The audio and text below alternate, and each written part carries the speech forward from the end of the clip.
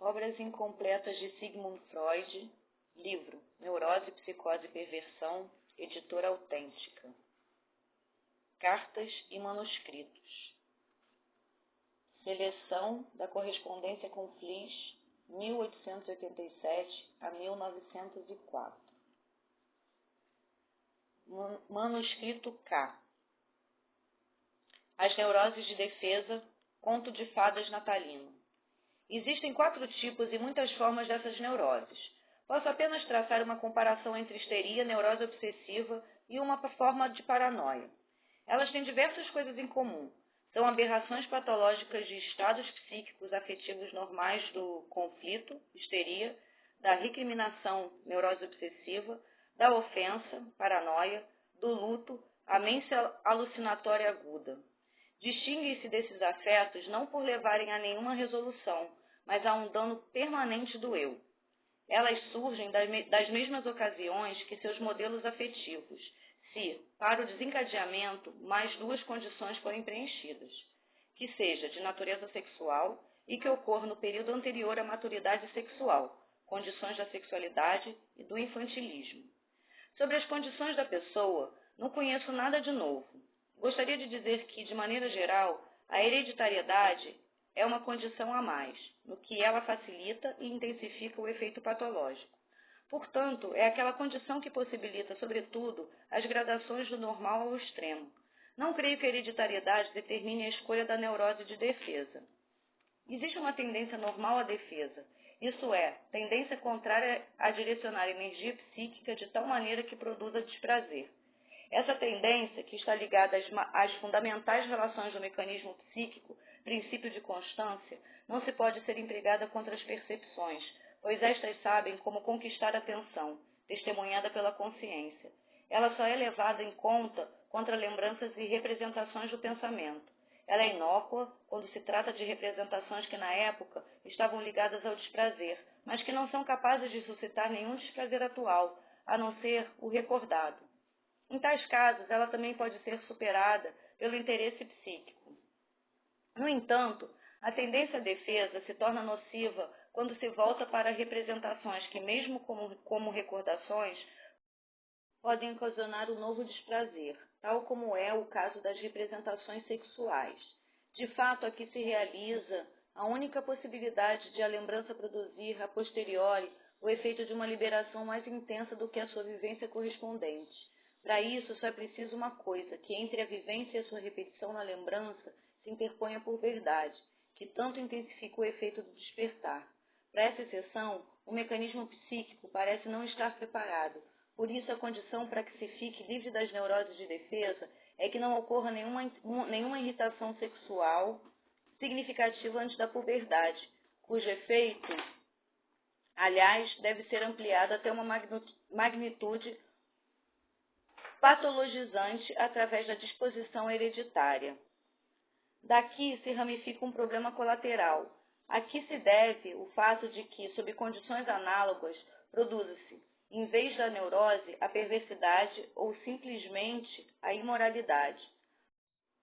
Ao fundo do enigma psicológico, conduz a interrogação sobre onde se origina o desprazer que vai ser ocasionado através de estimulação sexual prematura, sem o qual um recalcamento não pode ser explicado. A resposta mais imediata vai apontar para o fato de que vergonha e imoralidade são forças recalcadoras e que a vizinhança natural dos órgãos sexuais infalivelmente despertará também repugnância na vivência sexual. Onde não existe nenhuma vergonha, como no indivíduo masculino, onde nenhuma moralidade tem êxito, como nas classes sociais mais baixas, onde a repugnância é embrutecida nas condições de vida, como no campo. Nesses casos não haverá nenhum recalcamento, e assim nenhuma neurose será consequência de estimulação sexual infantil. Contudo, temo que essa explicação não se sustente com um exame mais profundo. Não creio que a liberação de desprazer em vivências sexuais seja consequência da combinação fortuita de determinados fatores de desprazer. A experiência cotidiana ensina, quando a libido está suficientemente intensa, a repugnância não é sentida e a moralidade é superada. E eu acho que o aparecimento da vergonha está ligado à vivência sexual por uma conexão mais profunda. Em minha opinião, deve haver uma fonte independente de liberação de desprazer na vida sexual. Uma vez que esteja presente, ela pode animar as percepções de repugnância, emprestar força à moralidade e assim por diante. Até o meu modelo da neurose de angústia do adulto, em que uma quantidade proveniente da vida sexual causa uma perturbação no psíquico, perturbação que igualmente teria encontrado uma utilização no processo sexual. Enquanto não houver uma teoria correta do processo sexual, permanece a questão sobre o aparecimento do desprazer atuante no recalcamento. O desenrolar do adoecimento nas neuroses de recalcamento é, em geral, sempre o mesmo. 1. A vivência sexual ou a série de vivências traumática prematura a ser recalcada. 2. Seu recalcamento em uma ocasião anterior que desperta a lembrança correspondente, ocasião em que há a formação de um sintoma primário. 3. Um estágio de defesa bem-sucedida que equivale à saúde, exceto quando a existência do sintoma primário. 4. A fase em que as representações recalcadas retornam e na luta entre elas e o eu são formados os novos sintomas da doença propriamente dita. 5. Uma fase de nivelamento de dominação ou de cura deficiente. Na maneira como retornam as representações recalcadas, revelam-se as diversas diferenças de cada uma das neuroses, outras no modo de formação do sintoma e na sua evolução. No entanto, o caráter específico de cada uma das neuroses reside no modo como o recalcamento é realizado. O desenrolar mais transparente para mim é o da neurose obsessiva, pois a conheci melhor. A neurose obsessiva. Aqui, a vivência primária foi provida de prazer. Foi ativa no menino ou passiva na menina, sem combinação com dor ou repugnância, o que na menina em geral pressupõe uma idade maior, cerca de 8 anos. Essa vivência recordada mais tarde dá motivo para a produção de desprazer, mas na verdade, primeiro é gerada uma recriminação que é consciente. Parece até que todo o complexo psíquico, lembrança e recriminação, fora consciente desde o início. Mais tarde, sem que nada novo seja acrescentado, ambas são recalcadas e, em troca, forma-se na consciência um contrassintoma, uma nuance de conscienciosidade. O recalcamento pode acontecer porque a lembrança prazerosa em si gera desprazer quando, em sua reprodução em anos posteriores, o que seria explicável por uma teoria da sexualidade. Mas pode ocorrer de outra maneira. Em todos os meus casos de neurose obsessiva, descobriu-se numa idade muito precoce, anos antes da experiência de satisfação, uma vivência puramente passiva, o que dificilmente seria um acaso. Pode-se pensar, então, que a combinação posterior dessa vivência passiva com a vivência de prazer que agrega desprazer à lembrança prazerosa e possibilita o recalcamento. Seria, então, uma condição clínica da neurose obsessiva que a vivência passiva aconteça tão cedo que não seja capaz de impedir a ocorrência espontânea da vivência de prazer. A fórmula seria, então, desprazer, prazer, recalcamento. As relações temporais entre ambas as vivências e o momento da maturidade sexual seriam um fator determinante. No estágio do retorno do recalco, verifica-se que a recriminação retorna inalterada, mas só raramente o ponto de chamar atenção para si. Emerge, portanto, durante certo tempo, como pura consciência de culpa, sem conteúdo. Muitas vezes, dependendo do tempo e do conteúdo, ela vem ligada a um conteúdo que fica duplamente desfigurado. Primeiro, por ela dizer respeito a uma ação presente ou futura. Por último, por ela não significar o acontecimento real, mas sim um sucedâneo da categoria do análogo, ou seja, uma substituição. A representação obsessiva é, portanto, um produto de compromisso, correto no tocante ao afeto e à categoria, mas falso pelo deslocamento temporal e pela substituição análoga. O afeto da recriminação pode, através de diversos estados psíquicos, transformar-se em outros afetos, que podem então entrar na consciência de maneira mais nítida do que ele próprio, portanto, como angústia, a partir da consciência da ação recriminatória, hipocondria, temor, por seus efeitos corporais, delírio de perseguição, temor por suas consequências sociais, vergonha, temor do conhecimento dos outros sobre a ação recriminatória e assim por diante. O eu consciente se contrapõe à representação obsessiva como algo estranho. Parece que lhe recusa a crença com a ajuda de representação contrária da conscienciosidade formada muito tempo antes. Mas nesse estágio pode às vezes acontecer uma dominação do eu pela representação obsessiva, por exemplo, quando episodicamente se interpola uma melancolia do eu. Fora isso, o estágio da doença é tomado pela luta defensiva do eu contra a representação obsessiva, luta que produz novos sintomas, os da defesa secundária.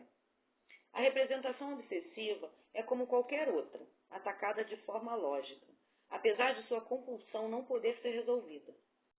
Aumento da conscienciosidade, compulsão a testar e a acumular os sintomas secundários. Surgem outros sintomas secundários, em que a compulsão se transfere para impulsos motores contra a representação obsessiva, por exemplo, para a ruminação de ideias, para a bebida, dipsomania, para rituais de proteção e assim por diante, polidoduto. Assim, formam-se 3 espécies de sintoma. A. O sintoma primário da defesa, conscienciosidade. B. Os sintomas do compromisso da doença, representações obsessivas ou afetos obsessivos. C. Os sintomas secundários da defesa, compulsão para a ruminação de ideias, compulsão a acumular, dipsomania, obsessão cerimoniosa. Aqueles casos em que não é o conteúdo da lembrança que se torna capaz de consciência através de substituição, mas sim um afeto de recriminação através de transformação, dão a impressão de ter ocorrido ali um deslocamento ao longo de uma cadeia de deduções. Me repreendo por causa de um acontecimento. Temo que outros saibam sobre isso. Por isso, me envergonho diante de outras pessoas. Assim que o primeiro elo dessa cadeia é recalcado, a compulsão se lança ao segundo ou terceiro e produz 2 formas de delírio a ser notado que, no entanto, pertencem de fato à neurose obsessiva. O desenlace da luta defensiva acontece através da mania generalizada de dúvida ou do desenvolvimento de uma existência extravagante com inumeráveis sintomas de defesa secundária, se é que chega a haver um desenlace. Uma questão ainda em aberto é se as representações recalcadas retornam, em si e por si, sem o trabalho auxiliar de uma força psíquica atual ou se precisam de um auxílio, como esse para cada golpe de retorno. Minhas experiências apontam para a última situação. Parecem ser os estados de libido atual insatisfeita que utilizam sua força de desprazer para despertar recriminação recalcada. Uma vez ocorrido esse despertar e tendo surgido sintomas através da influência do recalcado sobre o eu, a massa de representações recalcada deve seguir trabalhando independentemente, mas nas oscilações de sua potência quantitativa permanece sempre dependente do montante da tensão libidinal em cada caso. A tensão sexual que não tem tempo para se tornar desprazer, porque é apaziguada, permanece inofensiva.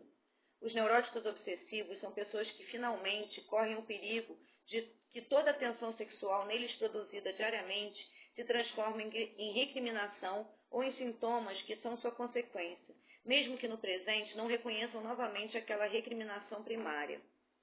A cura da neurose obsessiva ocorre fazendo-se retroceder todas as substituições e transformações de afeto encontradas, até que a recriminação primária e suas vivências sejam libertadas e possam ser colocadas diante do eu para novo julgamento. Para isso, é preciso elaborar a fundo um número inimaginável de representações intermediárias ou de compromisso que fugazmente podem se tornar representações obsessivas. Ganha-se a mais viva convicção de que para o eu é impossível dirigir ao recalcado aquela parte de energia psíquica conectada com o pensamento consciente. É preciso acreditar que as representações recalcadas substituem e entram desinibidamente nas mais corretas conexões de pensamento, mas a sua lembrança também pode ser despertada por meras acusações. As suposições de que a moralidade, como força recalcante, era apenas um pretexto, é corroborada pela experiência de que, no trabalho terapêutico, a resistência se serve de qualquer motivos possíveis de defesa. Paranoia. As condições clínicas e proporções temporais de prazer e desprazer na vivência primária ainda me são desconhecidas. O que conheço é o fato do recalcamento, o sintoma primário e o estágio da doença condicionado pelo retorno das representações recalcadas. A vivência primária parece ser de natureza semelhante à da neurose obsessiva. O recalcamento acontece depois que essa lembrança, não se sabe como, ocasionou o desprazer. No entanto, não se forma nenhuma recriminação que seria logo recalcada, mas o desprazer que surge é atribuído, segundo o esquema psíquico da projeção, a alguém próximo. O sintoma primário que se forma é a desconfiança, sensibilidade aos outros. Nesse caso, a crença em uma recriminação foi impelida. É possível vislumbrar agora diversas formas, dependendo de se apenas o afeto foi recalcado por projeção ou se o conteúdo da vivência também foi juntamente recalcado. O retorno atinge, então, apenas o afeto penoso ou também a lembrança. No caso 2, que eu mesmo conheço mais exatamente, o conteúdo da vivência retorna como um pensamento em forma de ocorrência repentina ou como uma alucinação visual ou sensorial. O afeto recalcado parece retornar sempre como alucinação auditiva. Os fragmentos de lembrança que retornam estão desfigurados, na medida em que são substituídos por imagens análogas da atualidade. Portanto, são só desfigurados de maneira simples, por substituição temporal e não por formação de sucedâneos. As vozes restituem recriminação igualmente como no sintoma de compromisso, e, na verdade, primeiro no teor desfigurado até indeterminação e transformado em ameaça, e segundo, referido, em vez de à vivência primária, juntamente à desconfiança, isso é, ao sintoma primário. Como a crença foi impedida a recriminação primária, ela fica disponível aos sintomas de compromisso sem oscilações. O eu os considera estranhos e é estimulado por eles a fazer tentativas de esclarecimento que podemos chamar de delírio de assimilação. Aqui, a defesa, com o retorno do recalcado em forma desfigurada, fracassa imediatamente e o delírio de assimilação não pode ser interpretado como sintoma da defesa secundária, mas como o início de uma alteração do eu, como expressão do avassalamento. O processo atinge sua conclusão na melancolia, pequenez do eu, que secundariamente liga as distorções daquela crença que foi impelida à recriminação primária, ou que é mais frequente e mais sério em uma formação delirante de proteção, delírio de grandeza, até o eu ser completamente reelaborado. O elemento determinador da paranoia é o mecanismo de projeção com a recusa da crença da recriminação. Daí os traços característicos comuns da neurose, a significação das vozes como aquele meio através do qual os outros nos influenciam, igualmente a dos gestos que nos denunciam a vida anímica dos outros. A importância do tom da fala e das alusões, tendo em vista que a relação direta com o conteúdo da fala, com a lembrança recalcada, não é suscetível de consciência.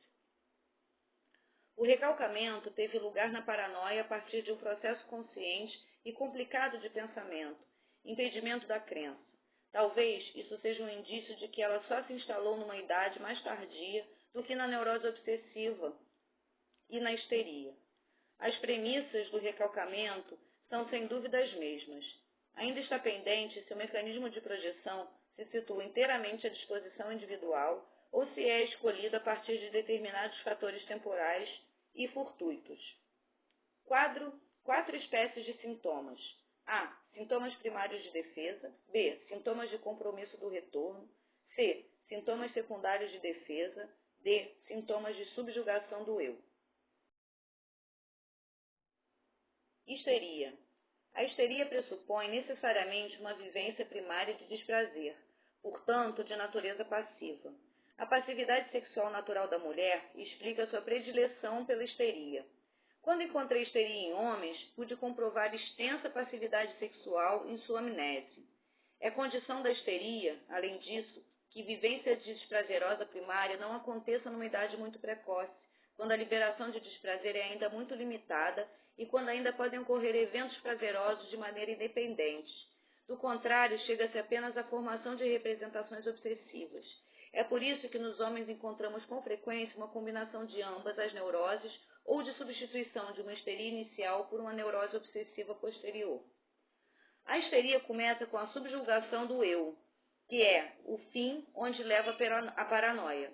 A elevação da tensão na vivência desprazerosa primária é tão grande que o eu não resiste a ela, não forma nenhum sintoma, mas precisa tolerar uma manifestação de escoamento, em geral uma expressão hipertensa de excitação. Podemos chamar esse primeiro estágio de histeria de susto. Seu sintoma primário é a manifestação de susto com lacuna psíquica. Ainda não se sabe até que idade pode chegar essa primeira subjugação histérica do eu. O recalcamento e a formação de sintomas de defesa ocorrem só posteriormente na lembrança, e a partir daí, numa histeria, podem se combinar ao acaso defesa e subjugação, isso é, formação de sintoma e interrupção de ataques. O recalcamento não ocorre pela formação de uma representação superintensa contrária, mas pelo reforço de uma representação limite, que, de agora em diante, representa a lembrança recalcada no curso do pensamento. Ela pode ser chamada de representação limite porque, por um lado, pertence ao eu consciente e, por outro, constitui um fragmento não desfigurado da lembrança traumática. Então, ela é igualmente o resultado de um compromisso que, no entanto, não se manifesta na substituição baseada em alguma categoria lógica, e sim no deslocamento da atenção ao longo de uma série de representações, ligada por simultaneidade. Quando o evento traumático encontrou saída em uma manifestação motora, é justamente esta que se torna uma representação limite e o primeiro símbolo do recalcado. Assim, não há necessidade de se supor que, a cada repetição do ataque primário, uma representação esteja sendo reprimida. Trata-se, antes de tudo, de uma lacuna do psique.